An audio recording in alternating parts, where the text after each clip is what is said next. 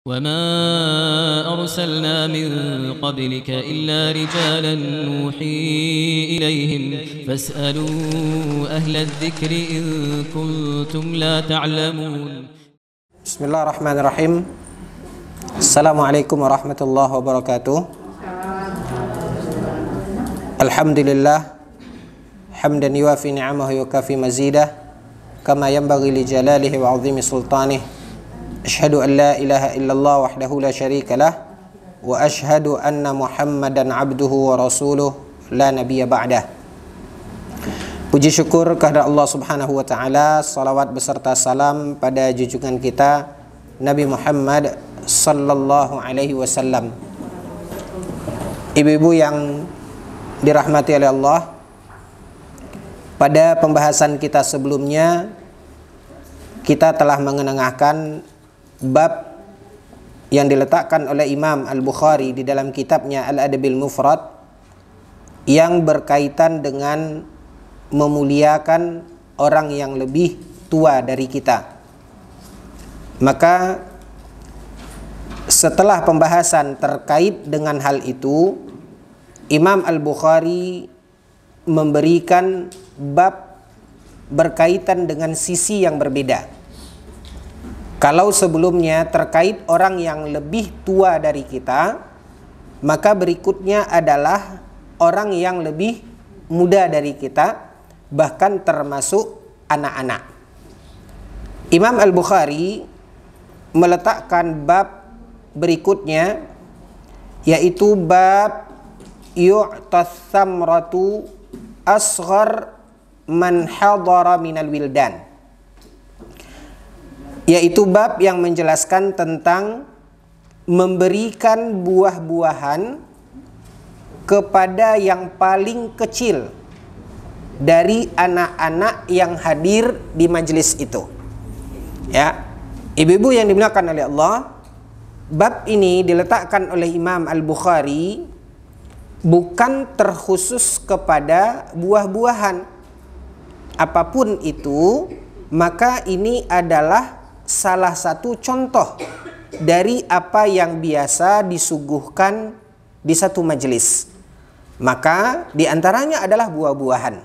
Sehingga Imam Al-Bukhari meletakkan bab ini dengan menyebut buah-buahan, walaupun ini bukan sesuatu yang baku, ya, apapun itu. Maka Imam Al-Bukhari meletakkan bab ini yang dapat kita fahami. Imam Al-Bukhari memberikan isyarat perhatian dan rasa sayang kita kepada anak kecil. Bukti dari rahmah atau kasih sayang kita kepada mereka. Telah pernah kita singgung di dalam beberapa riwayat sebelumnya bagaimana perhatian Nabi Shallallahu Alaihi Wasallam kepada anak-anak yang menggambarkan kejiwaan Rasulullah Sallallahu Alaihi Wasallam sebagai sosok orang yang penyayang. Di dalam bab ini Imam Al-Bukhari menukilkan sebuah hadis dengan sanadnya sampai kepada Abu Hurairah radhiyallahu anhu, di mana Abu Hurairah radhiyallahu anhu menceritakan, kana Rasulullah Sallallahu Alaihi Wasallam idza utiya bizzahu atau idza utiya bizzahwi, Nabi Sallallahu Alaihi Wasallam kalau Nabi diberi hadiah dengan az-zahwu. Az-zahwu, ibu-ibu yang dimuliakan oleh Allah, ini adalah buah yang pertama diambil. Ya, kita tahu buah-buahan ini memiliki musim. Jadi ketika musim buah, tentu sebelum musim datang, orang-orang tidak menemukan buah tersebut. Ya, dalam beberapa waktu kita tidak menemukan buah-buah tertentu. Mana buah itu? Belum musim. Jadi seperti itu. Jadi ada beberapa waktu kita tidak mendapatkan atau memakan buah tersebut. Barulah ketika musim buah itu, barulah kita bisa memakannya. Nah, ibu-ibu yang dimuliakan oleh Allah, biasanya buah pertama yang dapat kita konsumsi di musim itu ini adalah ibaratnya ibu adalah buah yang dirindukan. Karena selama ini kita tidak mendapatkan buah itu. Tiba-tiba datang musimnya dan buah yang pertama dipanen, yang diambil, maka itu yang dinamakan dengan az-zahu. Nah, Rasulullah sallallahu alaihi wasallam pernah dihadiahkan, diberikan oleh seseorang buah yang baru saja dipetik ketika memasuki musim panen buah tersebut. Ya, makanya ibu-ibu yang dimuliakan oleh Allah, lihat bagaimana pada musim-musim tertentu ada buah yang keluar. Anggaplah musim durian misalnya, menjamur, orang menjual durian. Nah, lama-lama ibu-ibu yang dimuliakan oleh Allah, tidak seramai itu lagi. Ketika awal-awal buah itu banyak orang antri, ya, karena orang merindukan. Itulah yang dinamakan dengan az-zahu. Nah, Nabi SAW suatu hari diberi hadiah dengan itu. Nah, begitu Nabi SAW mendapatkan az-zahu ini, buah yang pertama dipanen ini, Nabi SAW berdoa, Allahumma barik lana fi madinatina wa muddina wa sa'ina barakatan ma'a barakah.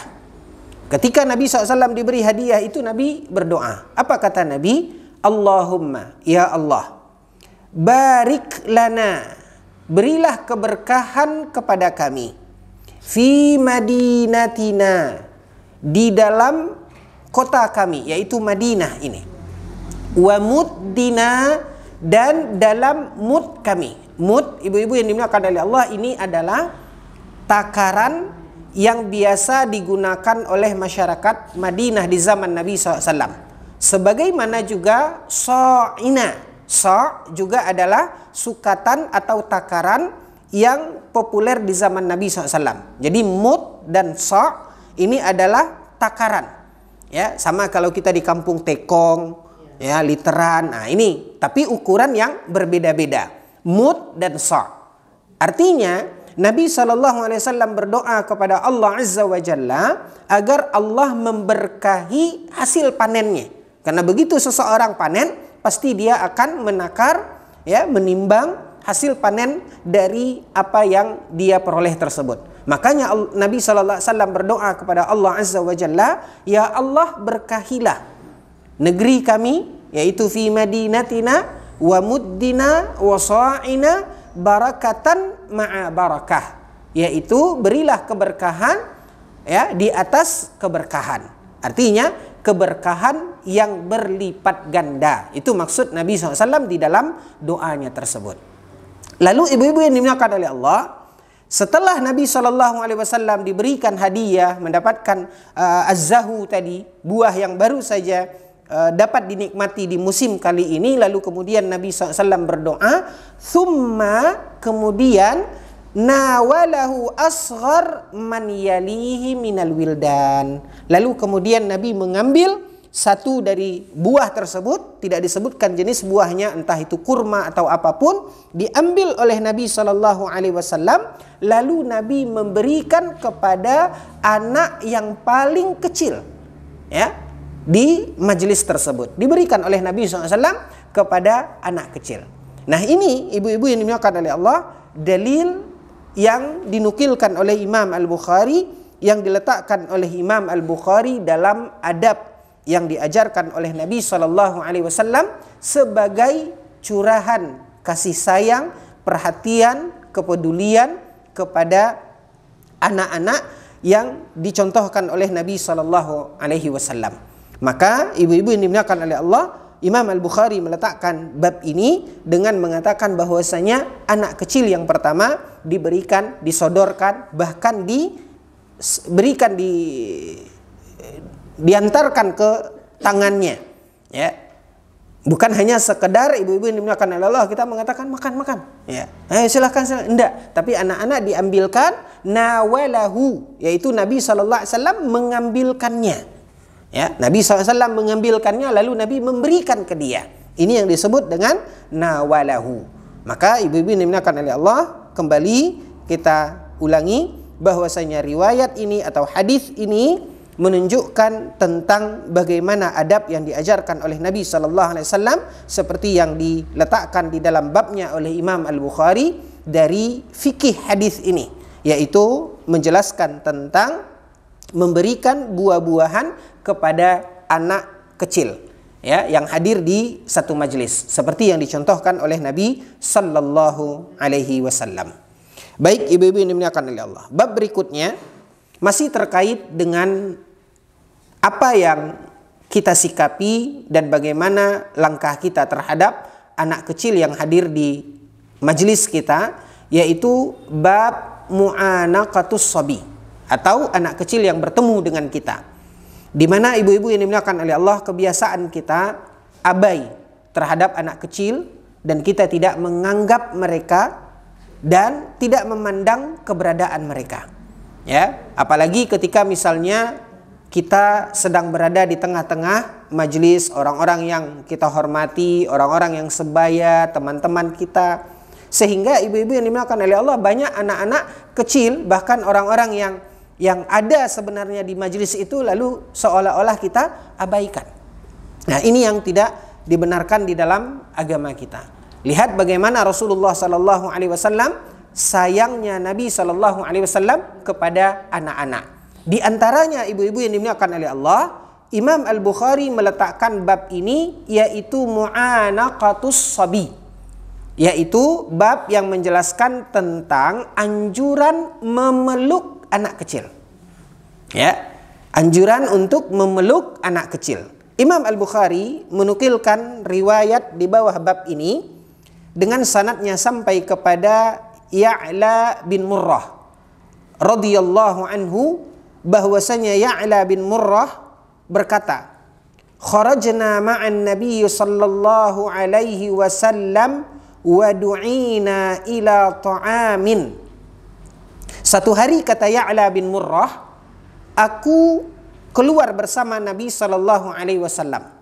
Kemanakah Nabi SAW keluar? Dan diikuti oleh Ya'la bin Murrah, wa du'ina ila ta'am. Kami diundang pada sebuah jamuan.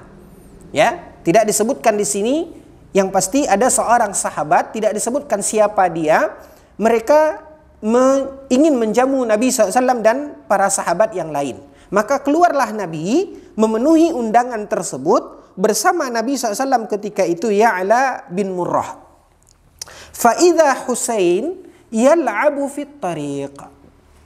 Nah, ketika mereka di jalan, di sana ada Rasulullah dan di sana ada Ya'la bin Murrah, Nabi SAW mendapatkan dan melihat Husain yal'abu fit tariq. Husain sedang bermain-main di jalan. Ya, kita tahu ibu-ibu yang dimuliakan oleh Allah, Husain adalah anak dari Ali bin Abi Thalib, anak Fatimah radhiyallahu anhuma. Maka Husain ketika Nabi SAW berjalan dan ketika Nabi SAW bersama Ya'la bin Murrah dalam sebuah perjalanan menuju memenuhi undangan jamuan, Nabi melihat dan mendapatkan Husain sedang bermain di jalan. Fa asra'an Nabi sallallahu alaihi wasallam amamal qaum. Ketika itu Nabi bersama rombongan, bersama para sahabatnya. Begitu melihat Husain sedang bermain di jalan, Nabi sallallahu alaihi wasallam mempercepat langkahnya. Asra'a amamal qaum. Artinya Nabi sallallahu alaihi wasallam mempercepat langkahnya sehingga mendahului rombongan. Sehingga Nabi sallallahu alaihi wasallam mendahului rombongan. Thumma basata yadayhi. Lalu Nabi sallallahu alaihi wasallam membentangkan tangannya. Ya, begitu melihat Husain, bisa kita bayangkan ibu-ibu. Kemudian Nabi SAW mempercepat langkahnya sehingga Nabi berada di depan dari rombongan itu, mendekat ke arah Husain. Lalu Nabi SAW basata yadaihi. Nabi SAW membentangkan tangannya menyambut Husain. Lalu faja'alal ghulam yafirru hahuna wa hahuna. Melihat Nabi SAW mendekat, Husain bermain di jalan bersama teman-temannya, Nabi SAW mendekat ke mereka dan Nabi membentangkan tangannya. Begitu riangnya anak-anak yang main bersama Husain, ibu-ibu, maka anak-anak tersebut mereka yafirru hahuna wa hahuna. Mereka berlarian ke sana kemari. Biasa ibu anak-anak, ya, begitu kita berikan perhatian, Ya, apa bahasa kitanya? Kita mengatakan anak-anak itu mengkek kadang-kadang kan, Bu. Lari ke sana, lari ke sini gitu. Padahal kita menyambutnya, memanggilnya. Ya, itulah anak-anak, itulah dunia mereka. Tapi lihat bagaimana Nabi SAW memberikan perhatian itu. Lalu wa yudahikuhu an-nabi sallallahu alaihi wasallam. Nabi sallallahu alaihi wasallam tertawa melihat tingkah anak-anak tersebut. Ya. Dengan kelucuan mereka, ibu-ibu mereka berlari, mereka melihat itu, mereka yang tadinya sedang bermain, mereka berlarian. Ya, mencari perhatian. Ketika Nabi SAW memberikan perhatian kepada mereka, mereka berlari-lari. Sehingga Nabi SAW tertawa melihat tingkah mereka. Hatta akhadahu. Ketika mereka berlari, dikejar oleh Nabi SAW sambil tertawa. Ya, dikejar oleh Nabi SAW sampai Nabi mendapatkan Husain. Ya, anak kecil yang berlarian ditangkap oleh Nabi SAW dan Nabi sampai mendapatkan Husain. Hatta akhadahu. Ya. Lalu kemudian faja'ala ihda yadayhi fi dhaqnihi. Lalu Nabi SAW ya, ketika mengambil Husain itu, Nabi meletakkan salah satu tangannya di dagu Husain. Wal ukhra fi ra'sihi. Diambil oleh Nabi satu tangan Nabi di dagunya, satu tangan Nabi di atas kepalanya. Thumma tanaqahu. Lalu kemudian dipeluk oleh Nabi sallallahu alaihi wasallam. Ya, dipeluk oleh Nabi sallallahu alaihi wasallam. Ini yang dijadikan bab oleh Imam Al-Bukhari tentang bab anjuran untuk memeluk anak kecil. Ya, lihat ibu-ibu yang dimuliakan oleh Allah bagaimana penyayangnya Nabi sallallahu alaihi wasallam. Tsumma qala an-nabi sallallahu alaihi wasallam. Otomatis ketika Nabi mendekat kepada anak-anak tadi, mengejar Husain ketika mereka berlarian, lalu Nabi memeluk Husain. Nah, rombongan yang tadi tertinggal karena Nabi mempercepat langkahnya telah menyusul Nabi sallallahu alaihi wasallam sampai di dekat Nabi ketika Nabi memeluk Husain tadi. Nah, ketika mereka mendekat, Nabi SAW bersabda, apa kata Nabi? Husain minni. Husain ini adalah dariku, yaitu darah dagingku. Karena Husain adalah cucu Nabi SAW dari Fatimah, ya, ketika dalam pernikahan bersama Ali bin Abi Thalib. Anak dari Ali bin Abi Thalib dengan Fatimah putri Nabi SAW. Maka Nabi mengatakan, Husain minni. Husain adalah dariku, yaitu dari darah dagingku. Wa ana min Husain. Begitu kata Nabi SAW, dan saya dari Husain. Artinya mereka satu. Ya, Nabi SAW Husain minni wa ana min Husain. Artinya mereka adalah kakek dan cucu. Lalu kemudian ahabballahu man ahabba Husainan. Apa kata Nabi SAW? Allah akan mencintai orang yang mencintai Husain. Ahabballah man ahabba Husainan. Al-Husain sibtun minal asbat.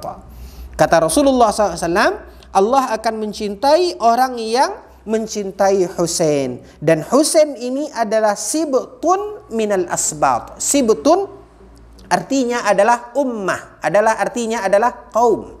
Nah, ini ungkapan Nabi SAW pujian kepada cucunya yaitu Husain, di mana Nabi SAW mengatakan bahwasanya mengumpamakan Husain ini adalah sibtun, adalah sekelompok kaum. Ya, jadi ini adalah ungkapan Nabi SAW ketika Nabi menyebutkan keutamaan dari cucunya yaitu Husain. Banyak sekali ibu-ibu yang dimuliakan oleh Allah kisah-kisah terkait tentang kemuliaan dan kecerdasan serta kesolehan cucu Nabi SAW ini, termasuk Hasan, ya, dia berdua, ada Hasan dan Husain. Ada hadis-hadis yang berkaitan dengan bagaimana Rasulullah SAW kepada cucu-cucunya ini. Di antaranya ibu-ibu yang dimuliakan oleh Allah, hadis yang ada di hadapan kita. Bagaimana Nabi SAW menyebutkan dan menyinggung tentang kemuliaan Husain yang dikatakan oleh Nabi sebagai sibtun minal asbab. Ini adalah nawaqid. Ini adalah pujian dari Nabi SAW kepada cucunya.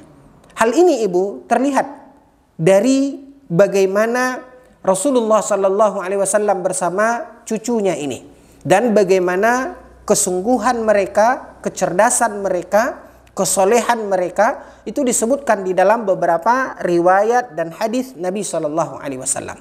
Di antaranya, ibu-ibu yang dimuliakan oleh Allah, ya, apa yang sering dinukilkan oleh para ulama terkait tentang nasihat, di mana diceritakan saat Hasan dan Husain ini masih kecil, dan seperti kebiasaan mereka, seperti juga disinggung di dalam hadis ini, mereka bermain, mereka berlari di jalan, ya. Dan ini adalah fitrahnya anak-anak, bukan sesuatu yang tercela, ya. Mereka bermain, itu dunia mereka, ya. Jangankan anak kita, cucu Nabi juga bermain, berlari-lari di jalan. Jadi ini adalah hal yang memang menjadi fitrah bagi mereka. Nah, ketika satu hari, ibu-ibu yang dimuliakan oleh Allah, Hasan dan Husain ini melihat ada seorang lelaki yang sudah berumur dan dia berwudu, dan cara dia di dalam berwudu itu salah. Cara dia ketika dia berwudu salah. Nah, bagaimana perhatian, kesolehan, kepintaran dari cucu Nabi Sallallahu Alaihi Wasallam ini, kecenderungan ketika seorang yang sudah dewasa atau orang tua dinasihati oleh orang yang lebih kecil, apalagi ketika yang menasihati itu anak kecil, cenderung ibu-ibu yang dimuliakan oleh Allah, orang akan apa? Merasa tidak enak, atau mungkin dia marah. Seperti di masyarakat kita, ibu-ibu yang dimuliakan oleh Allah, ketika kita coba untuk meluruskan, menegur, menasihati kesalahan, kekeliruan dari orang yang lebih tua dari kita, biasanya mereka akan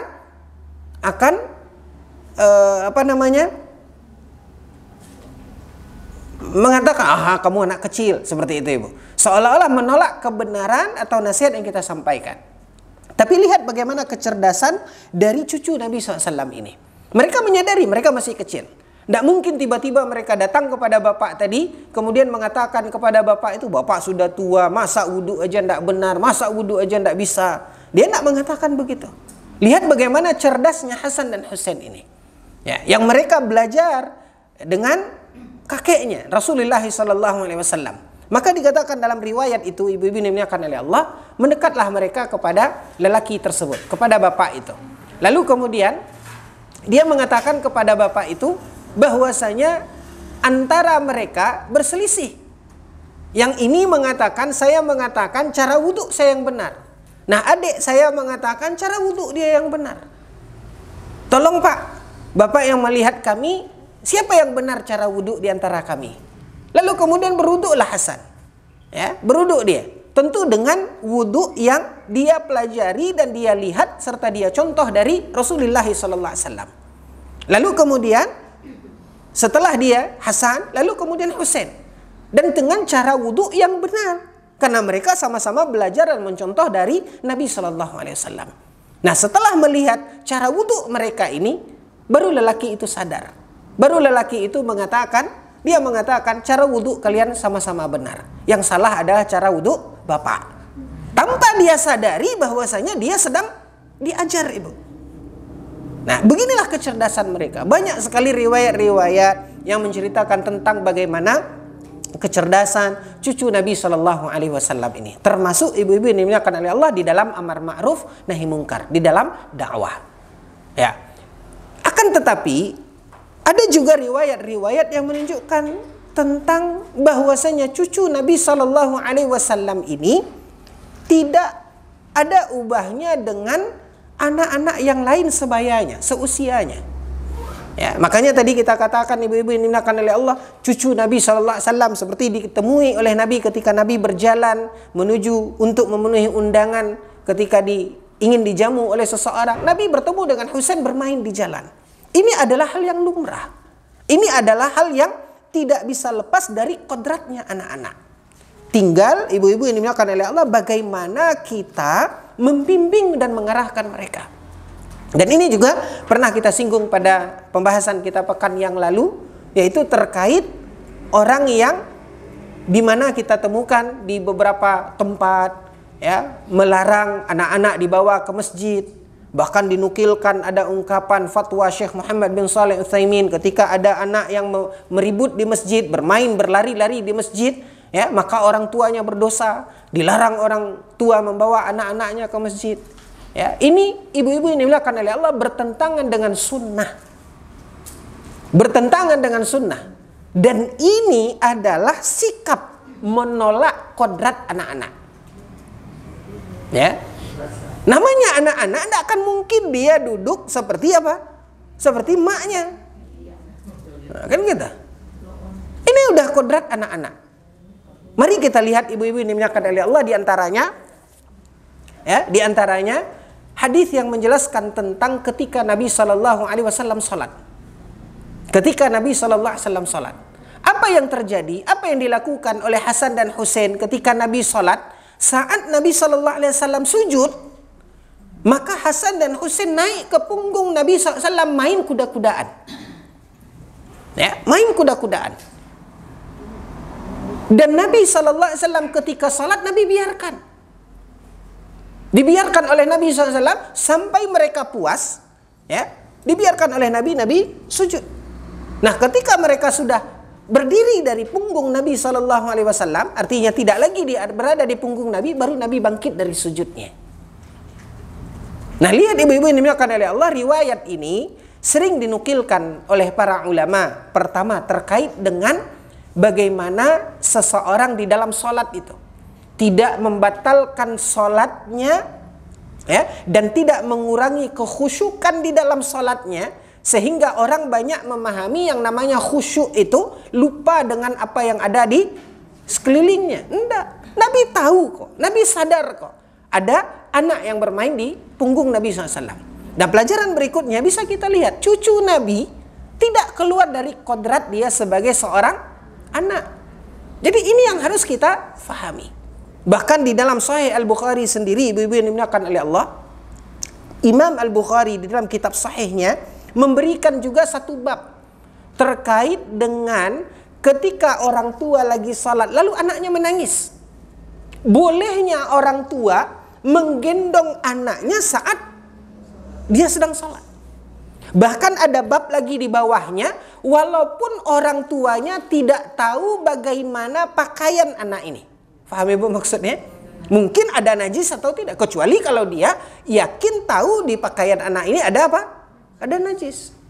Ya, illam yu'lam, ada bab itu diberikan oleh Imam Al-Bukhari. Nah, ini artinya ibu-ibu yang dimuliakan oleh Allah Azza wa Jalla, bukanlah satu hal yang Islam tidak peduli dan tidak memperhatikan tentang bagaimana kejiwaan, bagaimana kodrat yang Allah Subhanahu wa Ta'ala berikan kepada anak-anak di usia yang memang mereka suka bermain, ya, suka berlari, ya, dan ini menunjukkan ibu-ibu yang dimuliakan oleh Allah, kecerdasan mereka, keaktifan mereka, tumbuh kembang mereka, semua kita tahu hal itu. Makanya ibu-ibu yang dimuliakan oleh Allah, ya, hal ini yang diingatkan di dalam bab seperti ini tentang bagaimana keharusan kita sebagai orang tua peduli, memahami, ya, kemudian juga mengerti bagaimana kita memberikan arahan dengan lemah lembut kepada anak-anak tersebut.